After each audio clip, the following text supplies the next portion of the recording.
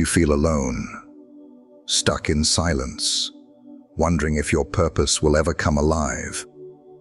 But what if this season of isolation isn't a dead end? It's the hidden doorway to your calling. Today, we're uncovering why being alone is often the first step to something greater. Isolation is one of those things nobody warns you about when you start sensing God's calling on your life. It can feel like being forgotten, like you're walking through a desert with no one by your side. But here's the thing. This loneliness isn't a mistake or a punishment. It's often a crucial part of the journey before your calling fully unfolds. In this video, we're going to explore why isolation is so common for those stepping into God's purpose. We'll look at stories from the Bible, talk about what this season is really doing in your heart and soul, and share practical encouragement for how to survive and thrive when you're feeling all alone. If you're in that quiet, lonely place right now, or if you're about to step into it, stick with me. By the end of this video, you'll see that isolation is not the enemy. It's often the secret preparation for the life you were meant to live. Isolation before a calling is something we see over and over again in the Bible. Take Moses, for example. Before leading the Israelites out of Egypt, he spent 40 years alone in the desert, tending sheep and away from the crowd. It looked like a dead end, but God was shaping him for leadership in that silence.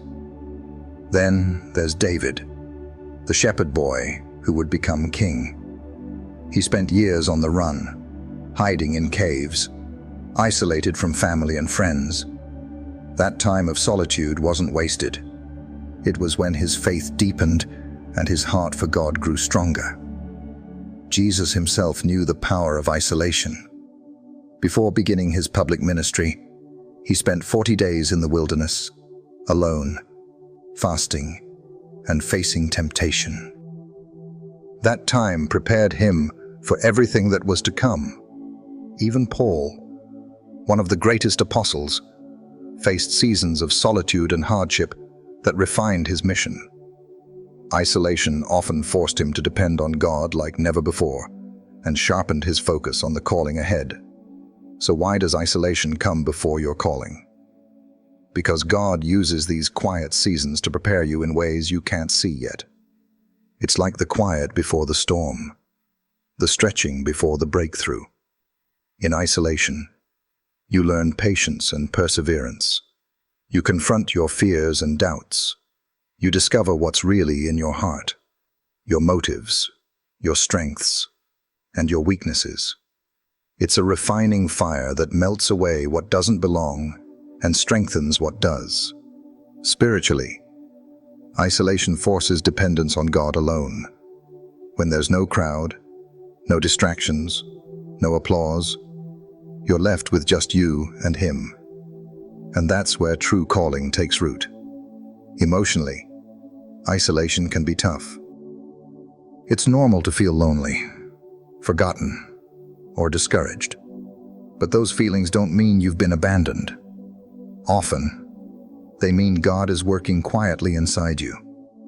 Isolation also protects you. Sometimes, before you step into your calling, God keeps you away from the noise and pressure to build you up privately.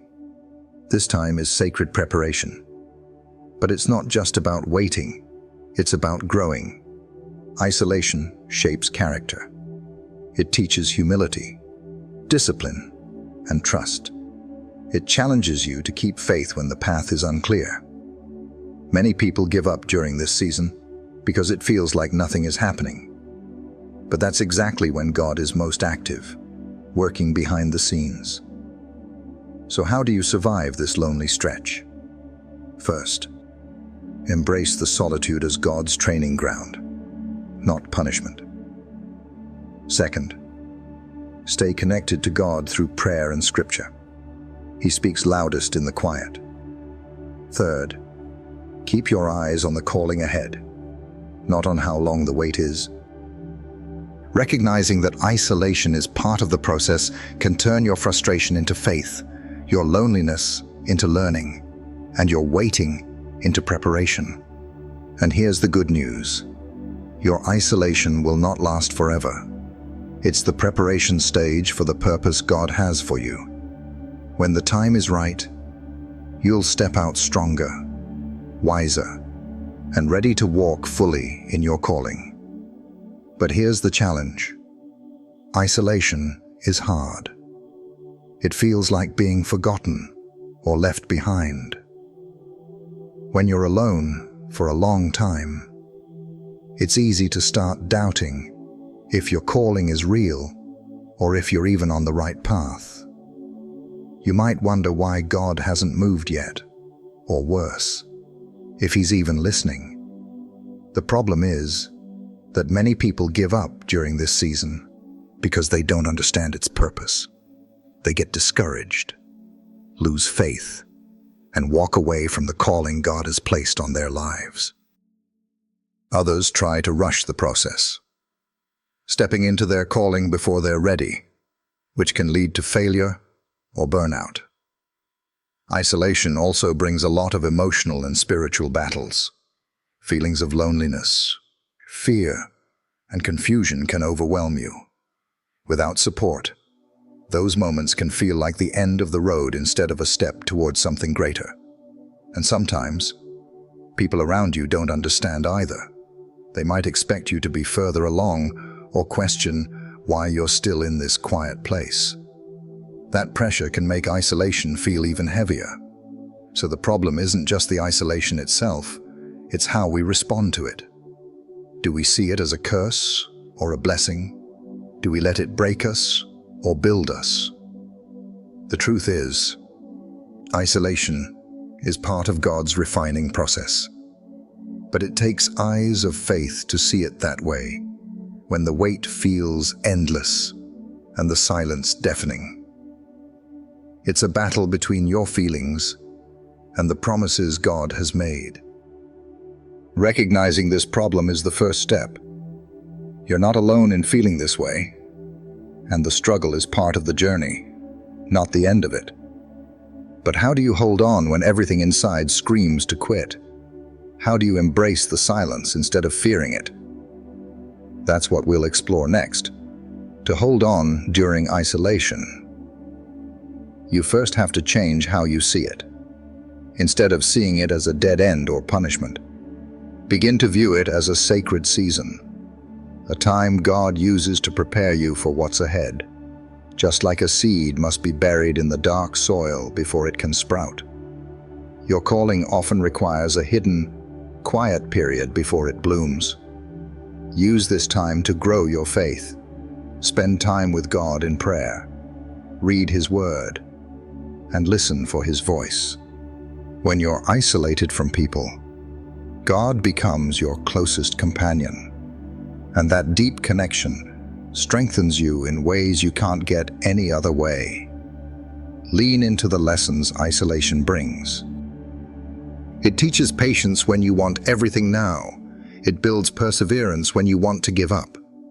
It humbles you when pride tries to sneak in. These qualities aren't just nice extras. They're essential for the calling God has on your life. Surround yourself with encouragement, even if you're physically alone. Connect with mentors, friends, or communities online who understand your journey and can offer support and wisdom. Isolation doesn't have to mean total loneliness. Also, remember to care for your soul and body. Isolation can wear you down mentally and physically. Find healthy rhythms, rest, exercise, creativity that keep you balanced and ready for the work ahead. Recognize signs that your isolation is leading somewhere. Moments when God brings clarity, when doors begin to open, or when your heart shifts from frustration to faith. These are the sparks that signal your breakthrough is near. Finally, keep your eyes on God's promises, not your feelings or timelines. He's faithful and always working behind the scenes, even when you can't see it. Trust that this season of isolation is not wasted. It's your training ground for the calling that's coming.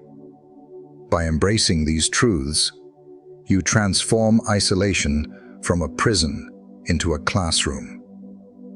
It's a place where God molds, teaches, and equips you.